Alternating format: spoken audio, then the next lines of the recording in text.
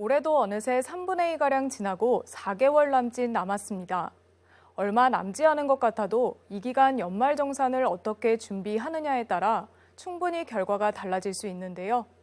현 시점에서 준비하면 좋을 연말정산 팁들을 지속가능한 가정경제연구소 박상훈 소장에게서 들어봤습니다. 우선 연말정산의 개념 간단히 정리해 주시죠. 근로자가 1년 동안 번 소득에 대해서 실제로 세금을 매기는 과정을 연말정산이라고 하는데요.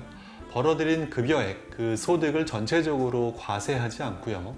기본적으로 의식주 활동, 소비 활동과 가구 원수, 가족을 이끌고 기본적으로 국민연금을 납입했던 이런 보험료들을 공제해서 실제로 이 정도의 소득을 과세의 대상으로 삼겠다라고 하는 소득 기준을 잡아보는 과정을 연말정산이라고 합니다.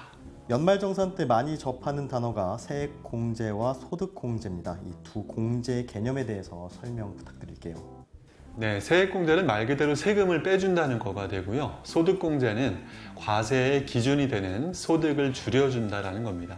연봉이 높을수록 세율이 높아지는 누진세율이 적용이 되기 때문에 소득공제가 유리한 반면 소득이 낮은 보통 사람들의 경우에는 세금의 액수를 직접적으로 빼주는 세액공제가 더 유리한 편입니다. 연말정산에 도움이 되는 금융 상품들도 있죠. 어떤 것들이 있는지 설명해 주시죠.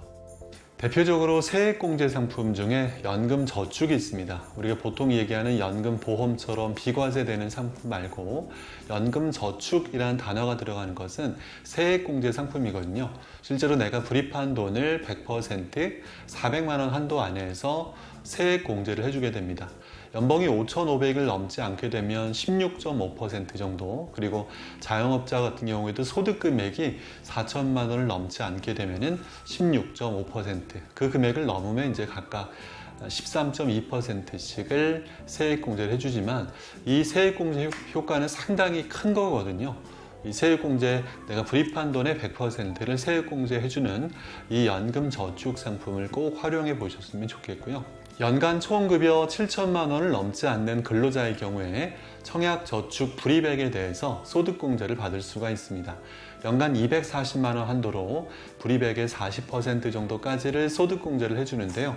240만 원 곱하기 40% 하면은 96만 원이 되죠.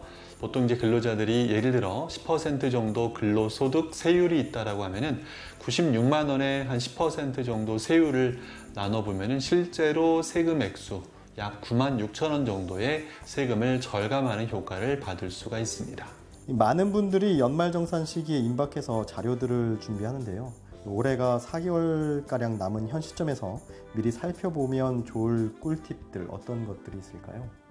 10월 달부터 연말정산 미리 보기 서비스가 있습니다. 실제로 홈택스에 가셔서 본인의 급여액과 대략적인 소득공제 항목들을 입력하셔서 세금의 액수를 확인해 볼 수 있는데요. 직장인들이 바쁘다 보니까 본인들이 직접 해보기가 쉽지가 않습니다.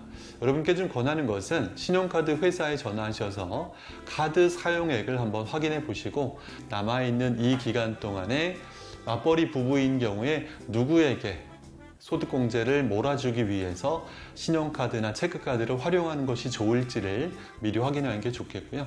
신용카드는 15% 정도 소득공제가 되고 체크카드는 30% 정도가 소득공제가 되는 것을 잘 활용하셔서 연말 전에 체크카드에 대한 소득공제 전략을 맞벌이 부부의 전략을 잘 잡으시면 좋겠습니다.